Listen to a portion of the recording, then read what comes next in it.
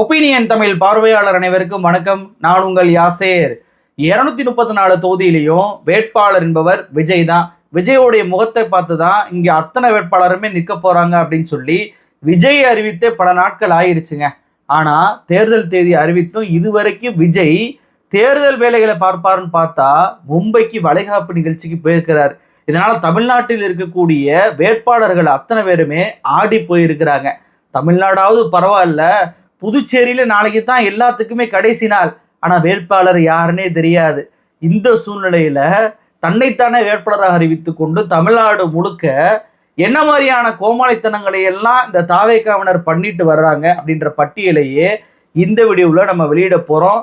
அது மட்டுமல்ல, அடுத்த ஆட்சிக்கு வரப்போவது யார் அப்படின்னு சொல்லிட்டு இந்தியா முழுவதும் சர்வேக்களை துல்லியமாக எடுக்கக்கூடிய கே சர்வே நிறுவனம் ஒரு சர்வேயை வெளியிட்டிருக்கிறாங்க. அதில் யாருக்கு வெற்றி வாய்ப்பை சொல்லியிருக்கிறாங்க அப்படின்ற அந்த விஷயத்தையுமே இந்த வீடியோவில் விரிவாக பார்க்கலாம். இந்த வீடியோவை முழுமையாக பாருங்க. மறக்காம உங்களுடைய ஒப்பீனியன் தமிழ் சேனலை சப்ஸ்கிரைப் பண்ணிக்கோங்க.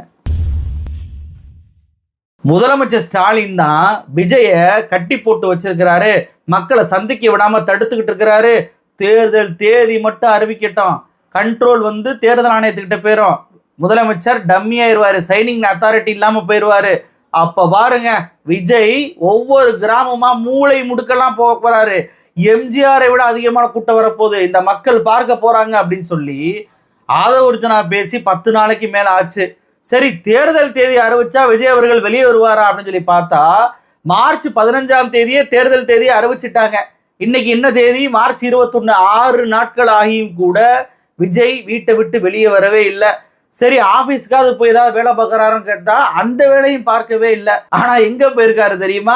மும்பைக்கு அட்லி வீட்டு குடும்ப நிகழ்ச்சிக்கு போயிருக்கிறாரு. அட்லியுடைய மனைவிக்கு வளைகாப்பு நிகழ்ச்சி என்பதற்காக இரவோடு இரவாக தனி விமானத்தை பிடிச்சு டயத்துக்கு போய் இறங்கி இருக்கிறாரு இந்த விஜய். அட்லியுடைய குடும்பத்துல வளைகாப்பு நிகழ்ச்சியில கலந்து கொள்வதெல்லாம் நம்ம தவறுன்னு சொல்லவே முடியாது. அது அவருடைய பர்சனல் வாழ்க்கை. அவர் நட்பின் அடிப்படையில போறாரு, போகாம இருக்கிறாரு, அது நம்மளுக்கு கவலை இல்லை. ஆனா ஒரு பொது வாழ்க்கைக்கு தேர்தல் தேதி அறிவிச்ச பிறகு யாராவது ஒரு தலைவர் இப்படி மெத்தனமாக இருப்பாங்களா? நீங்க திமுக எடுத்துக்கங்களேன். கடந்த 5 நாட்களாக நேர்காணல்கள் ஒரு பக்கம் நடந்துகிட்டு இருக்கு. யாரெல்லாம் விருப்ப மனு கொடுத்தாங்களோ அவங்களுக்கு நேர்காணல் நடக்குது. கூட்டணி பேச்சுவார்த்தை ஒரு பக்கம் நடந்துகிட்டு இருக்கு. இந்த பக்கம் அதிமுக எடுத்துக்கங்க. அவங்க டெல்லிக்கு அடிமையாக இருந்தாலும் டெல்லிக்கு போயிட்டு வந்தாவது கூட்டணி பேச்சுவார்த்தையை முடிக்கணும் அப்படின்ற முனைப்போடு அவங்க செயல்பட்டுக்கிட்டு இருக்கிறாங்க. நாம் தமிழர் கட்சியை பாருங்க, அவங்க வேட்பாளர் ஆரம்பிச்சு களத்துல பிரச்சாரத்தை ஆரம்பிச்சுட்டாங்க. ஆனா ஒரே ஒரு கட்சி மட்டும் எந்த ஒரு செயல்பாடும் செய்யாம இருக்கு. அதற்கு காரணம் அந்த கட்சியினர்னா குறை சொல்லவே மாட்டேன், அந்த கட்சியுடைய தலைவர் விஜய் தான். மும்பைக்கு போகக்கூடிய விஜய் இங்க வேட்பாளரை தேர்வு பண்ணிட்டு தேர்தல் பிரச்சார திட்டங்களை வகுத்துட்டு என்னன்னைக்கு எந்தெந்த ஊருக்கு நான் பிரச்சாரம் பண்ண வரணும் அப்படின்ற பட்டியலை ரெடி பண்ணிட்டு எங்க வேணாலும் போகலாம், எது வேணாலும் பண்ணலாம். ஆனா டைமே மொத்தம் 35 நாள் தான் கொடுத்துருந்தாங்க. அதுல 6 நாள் போயிட்டு இப்ப 29 நாள் தான் இருக்கு. இந்த 29 நாள்ல இன்னமும் வேட்பாளர் பட்டியல் கூட தமிழ்நாட்டில் வரவே இல்லை. இந்த வேட்பாளர் பட்டியலை ரெடி பண்ணுவதற்கு எவ்வளவு பெரிய பித்தலாட்டத்தை தாவேக்கா பண்றாங்க தெரியுமா? இவங்க சொன்னாங்கல்ல, 100 ரூபாய்க்கு நாங்க விருப்ப மனுவை கொடுக்குறோம். 50,000 பேர் 60,000 பேர் விண்ணப்பத்தை வாங்கிட்டாங்க, 1,00,000 பேர் வாங்கிட்டாங்க. ஒரே நாளில் மிகப்பெரிய சாதனை நாங்கள் பண்ணியிருக்கோம் அப்படிலாம் சொன்னாங்க. எத்தனை விருப்ப மனு திரும்பி வந்துச்சுன்ற தகவலே இல்லை. சரி, அட்லீஸ்ட் ஒரு தொகுதிக்கு 2 பேர் 3 பேராவது விருப்ப மனுவை போட்டிருப்பாங்கல்ல, அந்த 3 பேரையும் வர வச்சு நேர்காணல் பண்ணுவது தானே இது வரைக்கும் வழக்கம். முதலமைச்சர் ஸ்டாலின்லாம் பார்த்தீங்க அப்படின்னா ஒரு 10-15 பேரை உட்கார வச்சுக்கிட்டு அவங்கள நேரடியாக நேர்காணல் பண்ணிக்கிட்டு இருக்கிறாங்க. அப்படியான காட்சிகளை நம்ம பார்த்துக்கிட்டு இருக்கோம். ஆனா இந்த தாவேகா கும்பல் என்ன தெரியுமா பண்ணிட்டு இருக்கிறாங்க? விஜய் ஒரு ரூம்குள்ள உட்காந்துக்கிடுவாரு, அதுவுமே இருக்காரான்னு தெரியல. இந்த புசி என்ன பண்றாரு அப்படின்னா 234 தொகுதிக்கும் விருப்ப மனு கூட்டங்கள்லாம் கூப்பிடல, யாராவது ஒரு ஆளை இவரே ஃபில்டர் பண்ணுவாராம். ஃபில்டர் பண்ணி அவரை விஜய்க்கு கூட்டிட்டு போவாராம். விஜய் நேர்காணல் பண்ணுவாராம். இதுக்கு பேர் ஒரு நேர்காணலா? இந்த நேர்காணல் மாதிரி உலகத்துல எந்த அரசியல் கட்சியும் பண்ணியிருக்காதுங்க. ஒரு தொகுதிக்கு ஒரு ஆளை செலக்ட் பண்ண பிறகு எதற்காக நேர்காணல் பண்ணணும்? எந்த அடிப்படையில இந்த மாதிரி விஷயங்களை பண்றீங்க? ஜனநாயகன்னு படத்துக்கு மட்டும் பேர் வச்சா போதாது. கட்சியில் இருக்கக்கூடிய அத்தனை பேருக்கும் விருப்ப மனு தாக்கல் பண்ண அத்தனை பேரையும் நேர்காணல் பண்ணி அவங்கள யார் சிறந்தவர்கள் அப்படின்னு சொல்லிட்டு ஜனநாயக முறைப்படி வேட்பாளரை தேர்வு பண்ணணும். அந்த ஜனநாயக முறையை கூட தாவேகா கும்பல் தாவேகா கட்சியில கட்சி தலைவரே செய்ய மாட்டாரு. அவருக்கு அதெல்லாம் டைமே இல்லை.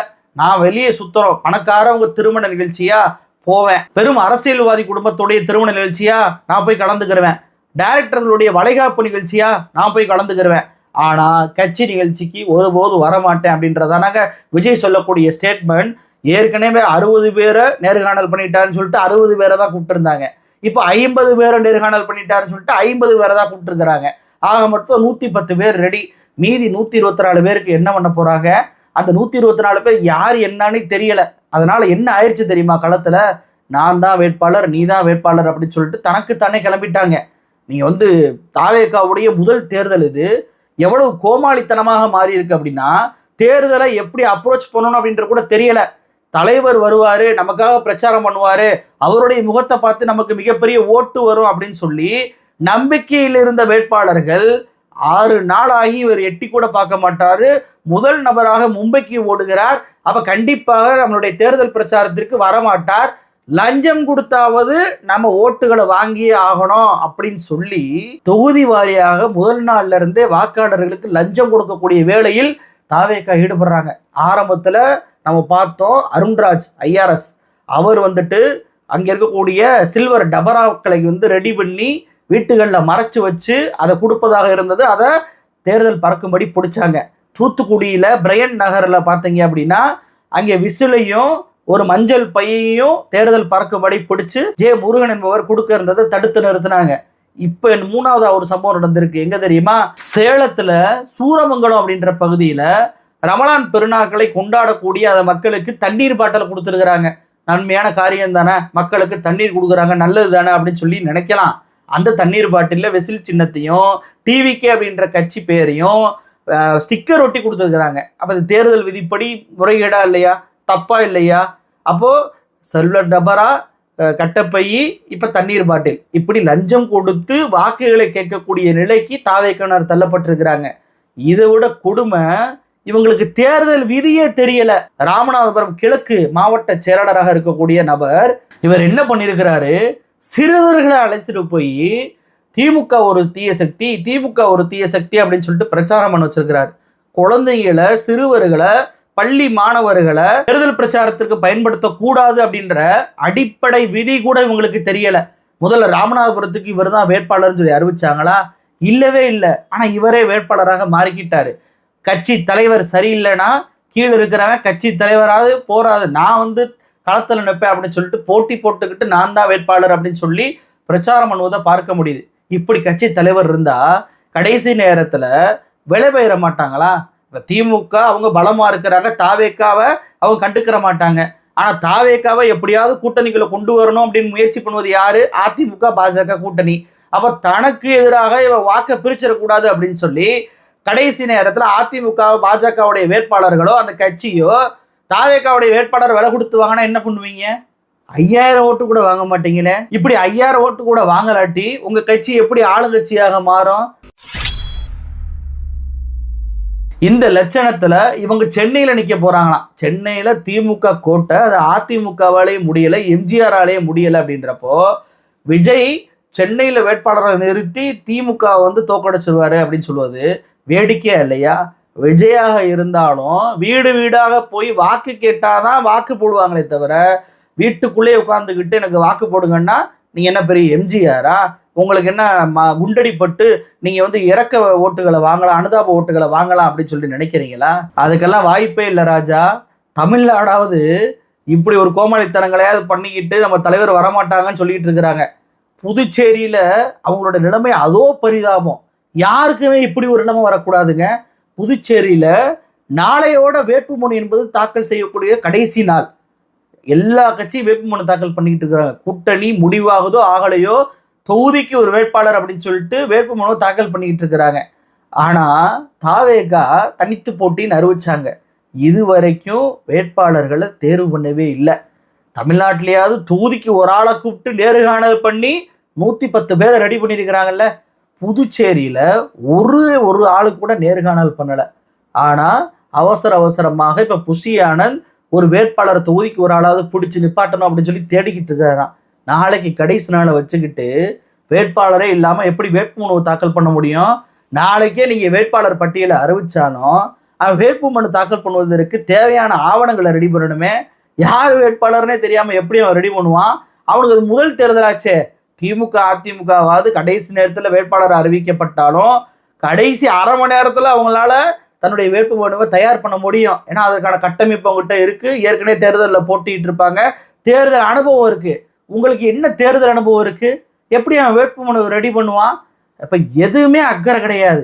கட்சி தலைவர் எப்படிப்பட்ட நிலையில் இருக்கிறாரு பாருங்க. இதில் இவருக்கு எம்ஜிஆர் மாதிரி புதுச்சேரியிலையும் ஆட்சியை பிடிப்பாராம், தமிழ்நாட்டிலையும் ஆட்சியை பிடிப்பாராம். பகல் கனவு தான் காணணும். அப்போ தமிழ்நாட்டிலேயே வேட்பாளர் இல்லை, புதுச்சேரியிலையும் வேட்பாளர் இல்லை. ஆனால் அடுத்த முதலமைச்சர் விஜய் தான். இதை நீங்கள் நம்பி தான் ஆகணும்.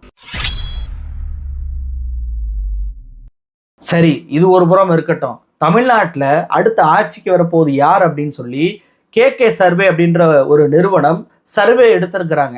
அதில் வந்து பார்த்தீங்கன்னா தொகுதிக்கு 30,000 பேருக்கு, சும்மா 1000 பேர் 5000 பேர் மட்டும் வந்து சர்வேக்களை எடுத்துகிட்டு போகக்கூடிய சூழலில் இவங்க தொகுதிக்கு 30,000 பேரை சர்வே எடுத்துக்கிறாங்க தமிழ்நாட்டில். ஏற்கனவே மகாராஷ்டிராவில் இவங்க எடுத்த சர்வே முடிவின்படி கரெக்டாக எக்ஸாக்டாக தேர்தல் முடிவு வந்துச்சு. ஆந்திராவில் இவங்க எடுத்த சர்வே படி எக்ஸாக்டாக தேர்தல் முடிவு வந்துச்சு. இப்போ தமிழ்நாட்டில் என்னவாக அவங்க ரிசல்ட் கொடுத்துருக்குறாங்க அப்படின்னா, திமுக 41.5% வாக்குகளை பெறப்போகிறது அப்படின்னு இருக்கிறாங்க. இரண்டாவது இடத்தில் அதிமுக 36.2% வாக்குகளை வாங்கொண்டிருக்கிறாங்க. தாவேகா 13.6% வாக்குகளை வாங்கணுன்றாங்க. என்டிகே 7.9% வாக்குகளை வாங்குவோம் அப்படின்னு சொல்லியிருக்கிறாங்க. அப்போ இதுதான் கே சர்வே நிறுவனம் எடுத்த அந்த சர்வே. 30% இருக்கு, 35% இருக்கு, 40% இருக்கு. இப்படியெல்லாம் அடிச்சு விட்டுருந்தா யதார்த்தமான சர்வே முடிவு என்ன? 13.6%. அதுவும் விஜய் அப்படின்ற அந்த நடிகன், அவங்களுடைய ரசிகர்கள், புதிய வாக்காளர்கள் அப்படின்ற பிம்ப அடிப்படையில் தான் இந்த சதவீதம் வந்து கிடைச்சிருக்கு. ஆனால் இந்த சதவீதம் இப்போ இன்னும் குறையும். ஏன்னா இவர் தான் வெளியே வரமாட்டாரு, தேர்தல் பிரச்சாரத்துக்கு வரமாட்டாரு. 35 நாளில் வேட்பாளர்களை தேர்வு பண்ணி அந்தந்த வேட்பாளர்களுக்கும் 234 தொகுதிக்கும் பயணப்பட்டு பிரச்சாரம் பண்ணி அந்த வேட்பாளர்களுக்கு தேவையான ஏற்பாடுகளை பண்ணி கொடுத்து தெரு தெருவாக ஊர் ஊராக போய் வாக்கு கேட்கணுமே. யாராலையும் கவர் பண்ணவே முடியாது. அப்ப 234 தொகுதிக்கும் போக முடியாத ஒரு நபர் 13.6% ஓட்டை வாங்குவாரா? வெறுமன தேர்தல் நடந்தால் என்ன அப்படின்ற அடிப்படையில் கொடுத்த சதவீதமே 13.6னா, வீடு வீடாக போய் வாக்கு கேட்காம விட்டா உன் கட்சியோட சிம்பலும் போய் சேராது, உன் கட்சியுடைய வேட்பாளர் யார் என்பதும் போய் சேராது. அப்புறம் எப்படி நீங்க அந்த சதவீதத்தை கூட வாங்குவீங்க? அது கூட உங்களுக்கு கிடைக்காது.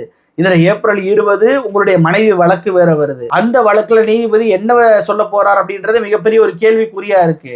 இப்ப கரூர்ல நீங்க ஜனநாயகன் படத்துறை ஷூட்டிங் எடுத்தீங்க அப்படின்றது இன்னைக்கு உறுதியா இருக்கு. சிபிஐயும் கடைசி நேரத்துல சார்ஜ் ஷீட்டை ஃபைல் பண்ணுவாங்க. எல்லா நெருக்கடியும் உங்களுக்கு வரப்போகுது. இந்த நெருக்கடியெல்லாம் சமாளிக்கிறதே பெரிய விஷயம்.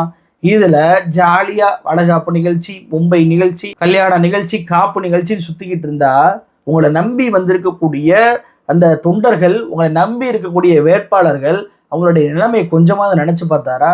13.6%னா எவ்வளோங்க? 60 to 65 லட்சம் ஓட்டு தான். இந்த ஓட்டை வச்சு எப்படி ஆட்சிக்கு வர முடியும்? அப்ப விஜயுடைய அந்த தகுதி என்னவாக இருக்கு?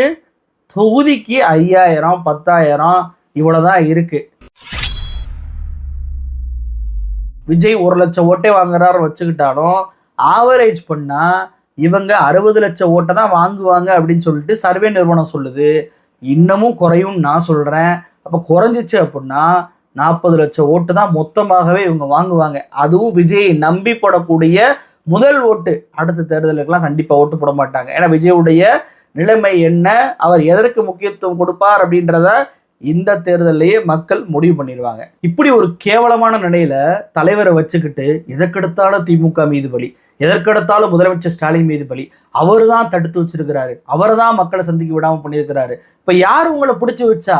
ஏன் தொகுதியாக விஜய் அவர்கள் போய் வந்து பிரச்சாரம் பண்ணவே இல்லை? ஏன் நேர்காணல் கூட நடத்தாம இருக்கிறாரு? ஏன் வேட்பாளர் அறிவிக்காம இருக்கிறாரு? எந்த வேலையும் பண்ணாம இரவோடு இரவாக விமானத்தை பிடிச்சு மும்பைக்கு போறாரு. அப்ப முதலமைச்சர் மீது திமுக மீது இவங்க போடுவது வீண் பலி அவதூறு அப்படின்றத புரிஞ்சுக்கிற முடியுதா? உங்களுடைய தலைவர் வீட்டை விட்டு வெளியே வர மாட்டார், அவர் சொகுசாக இருக்க வேண்டும் என்று நினைக்கிறார். இந்த சொகுசை எல்லாம் தமிழ்நாட்டு மக்கள் ஜீரணிக்கவே மாட்டாங்க. அப்ப இனிமே அதாவது திமுக மீது பழி, ஸ்டாலின் மீது பழி அப்படின்னு சொல்லிட்டு இந்த ஆதவ் அர்ஜுனாவோ, ராஜ்மோகனோ, இல்ல அருண்ராஜோ இவங்கெல்லாம் பழி போட்டாங்கன்னா தயவு செய்து நம்பாதீங்க. உங்களுடைய சுய அறிவை பயன்படுத்தி யோசிங்க. எனக்கு என்ன கவலை தெரியுமா? உலகத்துல இப்படி ஒரு கேவலமான கேடுகட்ட கட்சி அரசியல்ல மிகப்பெரிய புரட்சியை பண்ண, ஆதிக்கத்துக்கு எதிராக போராடி நம்ம மாநிலத்தில் உருவாகணுமா அப்படின்றதுதான். நீங்க பவன் கல்யாண் கட்சி எப்படி இருந்துச்சு, அதற்கு முன்னாடி நடிகர்கள் ஆரம்பிச்ச கட்சி எப்படி இருந்துச்சுன்னா எனக்கு தெரியாது. கமலஹாசன் கட்சி கூட இப்படி இல்லைங்க. ஆனா இவ்வளவு கேவலமான ஒரு கட்சி தலைவரை கொண்ட ஒரு கட்சியை நான் பார்த்ததே இல்லை. தமிழ்நாட்டுக்கு இது இழுக்குன்னு நான் சொல்றேன். இப்படி அசால்ட்டாக இருக்கக்கூடிய ஒரு தலைவர், அவரை நம்பி இருக்கக்கூடிய தொண்டர்களையும் வேட்பாளர்களை ஏமாற்றக்கூடிய ஒரு தலைவர், எதற்கு முக்கியத்துவம் கொடுக்க வேண்டும் என்று தெரியாத ஒரு தலைவர், ஷூட்டிங் எடுக்கக்கூடிய ஒரு நிலையில் மக்கள் சந்திப்பை நடத்தக்கூடிய ஒரு தலைவரை தமிழ்நாட்டிலேயே உருவாக்கணும். தலைவர்னு சொல்வதற்கே கூச்சமாக இருக்கு. சினிமா நடிகன் தான் சொல்லணும். அந்த சினிமா நடிகன் தமிழ்நாட்டில் அப்படி கட்சி ஆரம்பிச்சு தமிழ்நாட்டுடைய பெயரை கேவலப்படுத்தணுமா? ஏற்கனவே அரசியல்படுத்தப்பட்ட மாநிலம் என்று வட இந்தியாவில் பெயர் பெற்ற அவர்களே புகழக்கூடிய நிலையில் இருக்கக்கூடிய ஒரே மாநிலம் தமிழ்நாடு தான். ரசிக மனப்பான்மையை காட்டி இவ்வளவு நாட்கள் நடந்த காட்சிகள் எல்லாம் வட இந்தியர்கள் பார்த்து சிரிச்சாங்க. இப்போ இப்படிப்பட்ட ஒரு நிலையில் ஒரு கட்சி இருக்கு பாடுறா அப்படின்னு சொல்லிட்டு உலகமே சிரிச்சுக்கிட்டு இருக்கு. தமிழ்நாட்டை தயவு செய்து அவமானப்படுத்தாதீங்க. தேர்தல் களத்துல நிக்க முடிஞ்சா நில்லுங்க. அப்ப தோத்த பிறகும் இது திமுக சரி, ஓட்டை ட்விஸ்ட் பண்ணிட்டாங்க, மாத்திட்டாங்க, தேர்தல் ஆணையங்களை போகவே விடல, தேர்தல் ஆணையத்தை கையில் எடுத்துக்கொண்டு திமுக சதி பண்ணி விஜயை வீட்டை விட்டு வெளியே வர விடாமல் செஞ்சு விட்டுச்சு அப்படின்லாம் தயவு செய்து பேசுறாங்க. விஜயை நம்பினால் உங்களுடைய வாழ்க்கையை தொலைப்பீங்க. இதுதான் நான் கொடுக்கக்கூடிய ஒரே அட்வைஸ். இதுதான் எல்லோருடைய பார்வையும் கூட. நன்றி.